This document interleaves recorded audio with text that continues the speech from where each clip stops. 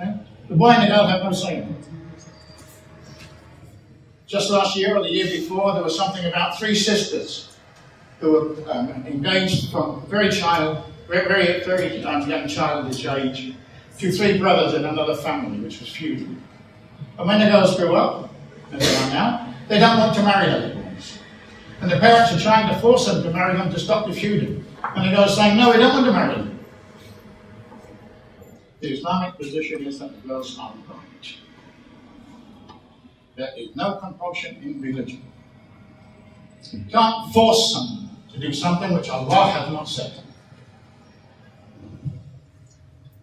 Another possibility is that you don't find people in this country who are practicing Islam in the way that it was practiced back in their hometowns, and so they go back to their villages to get married.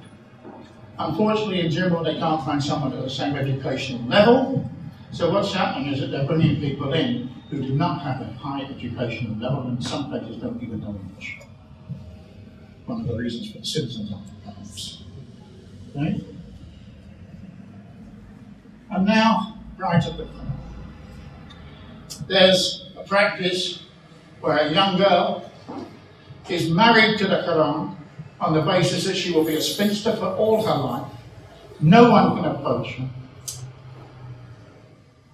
And the real idea is that the property belonging to the family doesn't go out of the family. Is it Islamic? Of course it is not. The other possibility is that they want to keep the bloodline pure.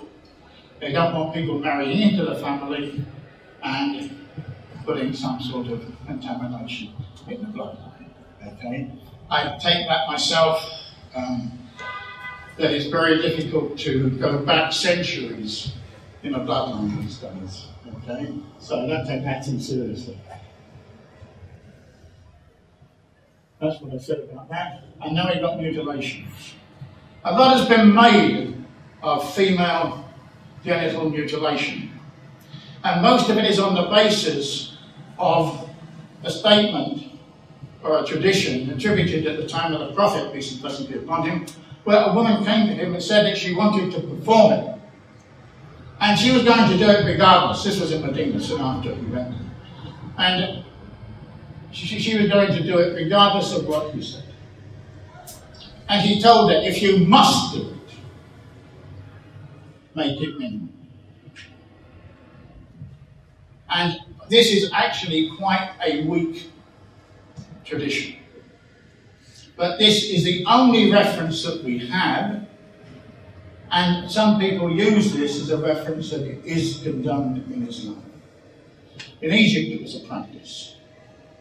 They gradually strengthened that argument, and now they've come up and they're actually banning it.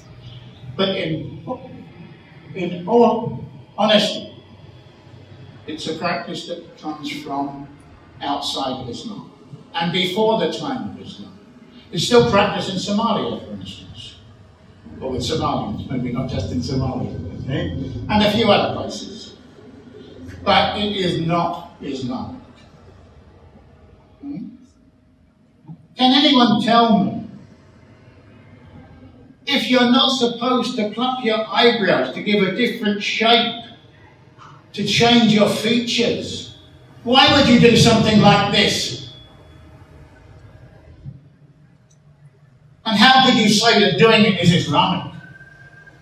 How could anyone understanding the global perspective of Islam say that this is the situation and it's Islam? It obviously is not. Let's move on. Let's move on. That's it? No, go back. It's difficult for girls in the West to find husbands. Okay? We don't have the matchmaker in every case, okay? So now we're finding it difficult. And at the time of Umar, I'll be pleased to attend, what he said was that the community has to find their solutions to the problems. And therefore they should marry within the community, okay? Which is not really what's being done today.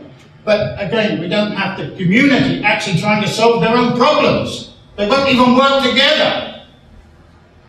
We're at a problems coming up in the mosque? Where are the imams talking about them? And where are they giving the advice to solve the problems?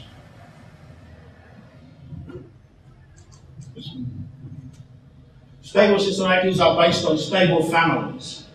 Women are a crucial pillar of family life. Critical. So much so that in Islam we say that the next generation is the responsibility of the mother. The current generation is the responsibility of the father. Women in Islam are rewarded for being good, they're protected, they're respected, they're provided for, and they're helped into marriage. Now, just before I come to this slide, I want to say one other thing to you.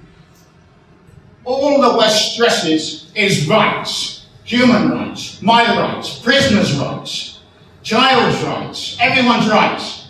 Where are the obligations? Where are the obligations? Why are they never mentioned? You've got all these civil rights groups. You've got all these feminist actions. Why?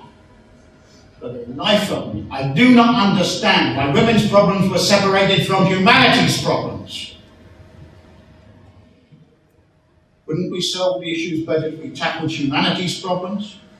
And wouldn't we solve the rights problems if we looked at rights and obligations? If an intending criminal has rights after he's perpetrated the crime, didn't the society have rights before he perpetrated the crime? Where is the talk about it? We talk about children's rights. What about parents' rights? We talk about children's obligations. What about parents' obligations? What about husbands' obligations? What about wife's obligations and wife's rights? All of these are covered in the Quran. Because there's a reciprocal movement in Islam, and that is that the rights of one are the obligations of the other. Each one of us has obligations to the environment, for instance, in Islam, to the resources, not to waste water, and so on. Each one of us has those obligations. We have rights as well. In a state, an Islamic state, the ruler has rights on the subjects.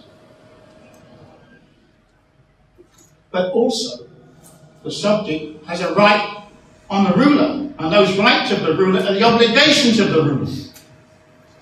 For instance, education, security, health, employment. But we don't talk about rights and obligations, we only talk about rights. We don't talk about humanity. We talk about gender. We talk about women's rights. But why don't we talk about humanity? Perhaps you can think of some of the rights you have not mentioned. You might like to think about duties. And we'll ask me any questions later, I think. Okay? Assalamu alaikum.